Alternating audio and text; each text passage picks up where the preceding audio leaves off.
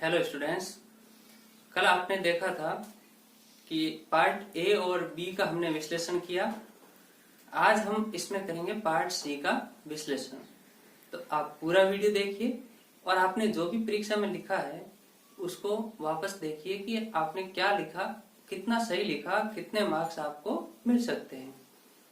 तो देखते हैं हम 16वां प्रश्न।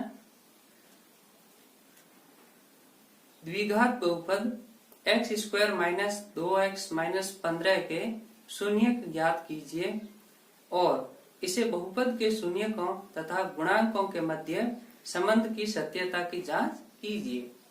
यानी ये 3 अंक का प्रश्न है। तो आपके जब इसका गुणनखंड करके शून्यक ज्ञात कर लोगे तो इसका आपके 2 अंक है और जब संबंधों की सत्यता की जांच करोगे तो आपके इसका 1 अंक है, या फिर इसमें 1.5 अंक में भी ये कभी कभी विभाजित होता है।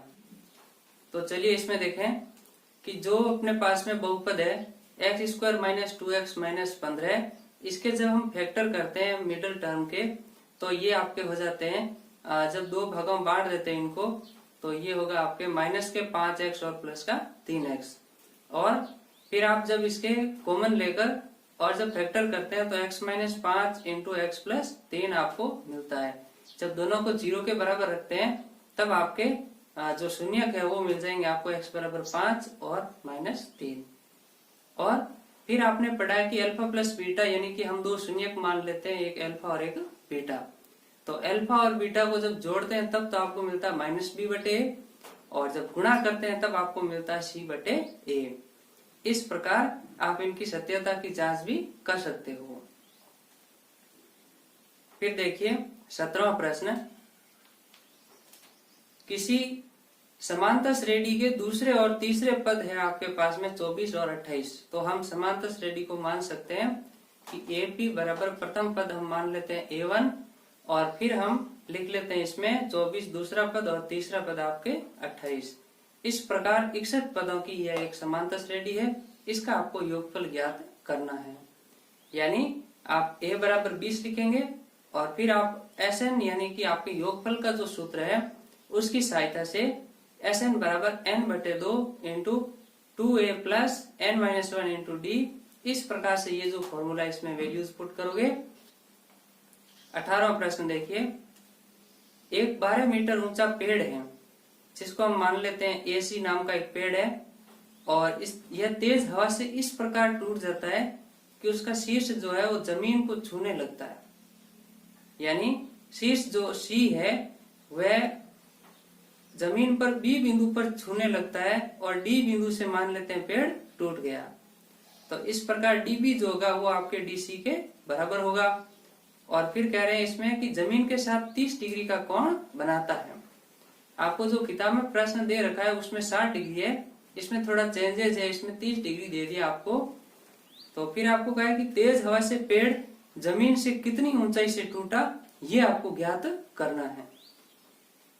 फिर देखिए हम इसमें मान लेते हैं कि जो आपके AD है यानी पेड़ जहां से टूटा वो जमीन से ऊंचाई जो है आपके H मान लेते हैं इसको, और शेष ऊंचाई जो है आपके DC उसको हम कह देते हैं 12 माइनस H, यानी टोटल ऊंचाई आपके 12 है तो हम H ऊंचाई को घटा कर लिखेंगे DC को 12 माइनस H। यही डिस्टेंस होगी आपके DB, यानी टूटा हुआ पेड़ जो है उसकी लंबाई है वो DC बराबर DB होगा 12 माइनस H। और फिर आपको कहा है कि कितनी ऊंचाई से टूटा, यानी H आपको ज्ञात करना था।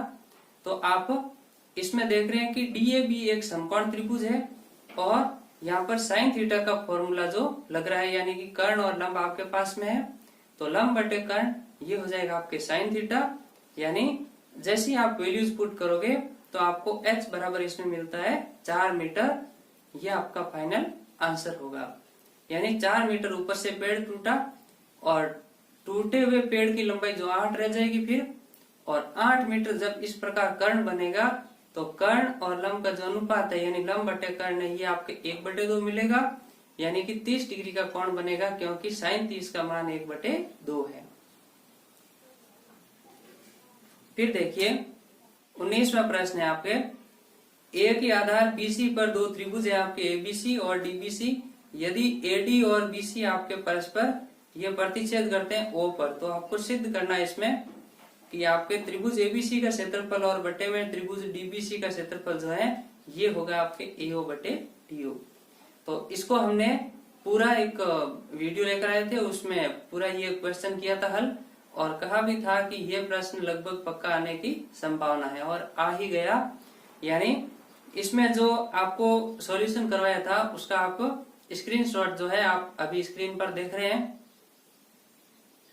इसका आप भी स्क्रीनशॉट ले लीजिए ताकि आप इसे वापस पूरा देख सकें। यानी सिद्ध करना बिल्कुल आसान था। आपके BC जो आधार है इस पर आपको दो लंब खींचने थे D और A से, और इसके बाद में आपको समरूप त्रिभुज जैसे ही सिद्ध करते हो उसके बाद में आप त्रिभुज के क्षेत्रफल का सूत्र लगाने के बाद में आसानी से इसमें लिख पाते हो AM बटे DN बराबर AO बटे DO से आपके पास क्षेत्रफलों का अनुपात जो होगा वो भी आपके AO बटे DO होगा। 20वां प्रश्न देखिए, दी गई आकृति में चतुर्भुज ABCD में AB बराबर AC बराबर AD है, यानी ये आपके वृत्त की त्रिज्याएं हो गई, यानी त्रिज्याएं वैसे सभी समान है। तो आपको सिद्ध करना है कि कोण BAD बराबर 2 इंटू कोण BDC प्लस कोण CBD, ये आपका सिद्ध करना है। तो आपको सबसे पहले ये देखना है इसमें कि आकृति के अनुसार आप देख रहे हैं कि यहाँ पर जो BC और CD दो जीवाएं हैं, इन जीवाओं द्वारा आपके देखें कि ये जो कोण BAD आपको सिद्ध करने में दे रखा है ये दोनों जीवाओं द्वारा कोण का योग है, यानी दोनों जीवाओं से कोण बन रहा है आपके BAC और CAD। तो आपको ध्यान ये देना है कि जो सिद्ध करने में आपके बराबर में आपके राइट हैंड साइड में जो है कोण BDC ये आपके BC जीवा द्वारा बना ही कोण है, और दूसरा जो आपके CBD है यह आपके CD जीवा द्वारा बना कोण है। यानी यहाँ पर बात हो रही है जीवाओं द्वारा बने कोण की। तो आपको करना क्या, इसमें एक प्रमेय हमने पढ़ी है कि यदि किसी जीवा द्वारा केंद्र पर अंतरित कोण और एक कोण आपके परिधि पर बने, तब इसमें केंद्र पर बना कोण है वो परिधि पर बने कोण से दोगुना होता है। शर्त यह है कि दोनों कोण एक ही तरफ बने होने चाहिए। फिर देखिए कि यहाँ पर जो CD और BC दो जीवाएं हैं, इन जीवाओं से हम लिख सकते हैं कोण CAD बराबर कोण CBD का दोगुना, ये समीकरण 1। दूसरी आपके BC जीवा द्वारा है कोण BAC बराबर 2 इंटू कोण BDC, ये समीकरण 2 है। फिर आप देख रहे हैं कि समीकरण 1 और 2 को जैसे ही हम जोड़ते हैं इसमें, तो कोण BAC प्लस कोण CAD ये आपके हो जाएगा कोण BAD, और बराबर में आप जब दो कॉमन लेंगे तो आपको जो सिद्ध करना है राइट हैंड साइड ये आपको मिलेगा। इस प्रकार 21वां देखिए, त्रिभुज ABC की भुजा BC को एक वृत्त बिंदु पर बिंदु P पर स्पर्श करता है, यानी ABC की भुजा BC को आप चित्र में देख रहे हैं कि ये आपके P पर स्पर्श करता है, तथा अन्य दो भुजाओं AB व AC को बढ़ाने पर क्रमशः बिंदु Q एवं R पर स्पर्श करता है।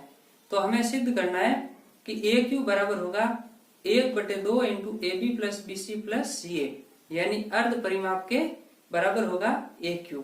यानी एक स्पर्श रेखा की लंबाई जो है, या फिर दोनों स्पर्श रेखाएं की लंबाई समान है, तो इसमें ये आपके स्पर्श रेखा की लंबाई अर्ध परिमाप के बराबर आपको सिद्ध करना है। ये इसमें तो लिख रखा है, कभी कभी ये सीधा लिख देते हैं कि स्पर्श रेखा की लंबाई अर्ध परिमाप के बराबर होती है, ये हमें सिद्ध करना है। तो आप इसमें सबसे पहले दिया गया सिद्ध करना इस तरह से लिखेंगे, और फिर उत्पत्ति के अंदर आप देख रहे हैं कि यहाँ पर AQ और AR बराबर है दोनों, और AQ को हम लिख सकते हैं इसमें इस प्रकार से AB प्लस BQ, और AR को हम लिख सकते हैं AC प्लस CR। तो यहाँ पर पुनः देखते हैं कि C और B बिंदु से दो स्पर्श रेखाएं हैं BP और BQ, इधर है आपके CP और CR, ये भी दोनों समान होगी। तो इस प्रकार से AQ प्लस AR को हम 2AQ लिख सकते हैं, और फिर AQ को दो भागों में लिख देंगे AB प्लस BQ, और BQ को वापस टर्न कर देंगे BP में, और इधर है आपके AR, इसको आप लिखेंगे AC प्लस CR, और CR को टर्न कर देंगे आप CP में। तो आपके जब दोनों का योग करने पर ये मिलता है आपको AQ बराबर half into AB plus BC plus CA। तो इस प्रकार ये भी प्रश्न आपके बिल्कुल आसान था। 22वां प्रश्न देखिए, त्रिभुज एबीसी के परिगत वृत्त की रचना कीजिए जबकि बीसी बराबर 6 सेंटीमीटर और AB बराबर 5 सेंटीमीटर और कोण भी आपके 60 डिग्री है। कि सबसे पहले आप त्रिभुज एबीसी की रचना करोगे और फिर आप बीसी और एसी का जैसे ही समद्विभाजन करोगे तो आपको एक प्रतिच्छेदी बिंदु O मिलेगा, दोनों समद्विभाजकों का प्रतिच्छेदी बिंदु, और उस बिंदु से आप किसी भी एक शीर्ष से या A या B या C से आप मिलाओगे तो आपको जैसे मान लेते हैं OC मिला, तो OC के बराबर आप जैसे ही त्रिज्या लेकर सर्कल खींचोगे तो आपको इस प्रकार ये परिगत वृत्त की रचना मिलेगी। इस प्रकार ये अभिष्ट रचना होगी। ध्यान रखें कि ये आपको पेंसिल से करनी होती है। 23वां प्रश्न देखिए, एक वृत्त की त्रिज्या आपके 21 सेंटीमीटर है तथा जीवा द्वारा केंद्र पर अंतरित कोण है वो आपके 90 डिग्री है। इस जीवा द्वारा बने लघु वृत्त खंड का क्षेत्रफल हमें ज्ञात करना था और इसमें आप देख रहे हैं कि यह एक चतुर्थांश की तरह, क्योंकि 90 डिग्री है तो आप चित्र बनाओ तो आपको समझ आ जाएगा कि चतुर्थांश जो है उसमें से आप एक त्रिभुज बना रहे हैं इसमें, और वो भी समकोण और समद्विबाहु दोनों साथ में।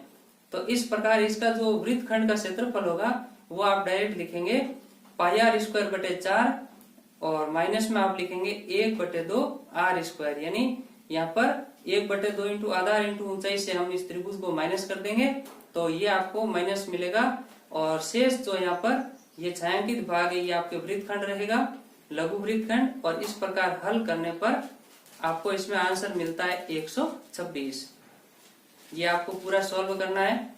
फिर देख रहे हैं आप अगला प्रश्न 24वां, एक धातु का गोला है जिसकी त्रिज्या आपके 9 सेंटीमीटर है, तो पिघलाकर 3 सेंटीमीटर त्रिज्या और 6 सेंटीमीटर ऊंचाई के कितने बेलन बनाए जा सकते हैं।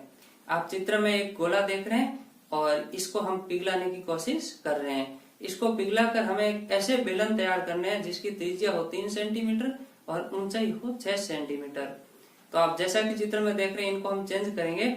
इसमें आप एक बात ध्यान रखें, इसकी जो सिद्धांत है वो आप याद रखें हमेशा। जब भी आपको किसी बड़े ठोस को छोटे ठोस में कन्वर्ट करना हो तो उनकी जो संख्या होगी, यानी छोटे ठोस की जो संख्या होगी वो आपके बड़े ठोस के आयतन में छोटे ठोस के आयतन का भाग लगाने पर प्राप्त होगी। तो इस प्रकार n बराबर आप लिखेंगे 4/3 πr³ बटे πr²h, यानी कि गोले का आयतन बटे बेलन का आयतन। और जैसे ही आप वैल्यूज इसमें पुट करोगे तो आपको n यानी कि बेलनों की संख्या आपको प्राप्त होगी 18। ये आपका राइट आंसर होगा।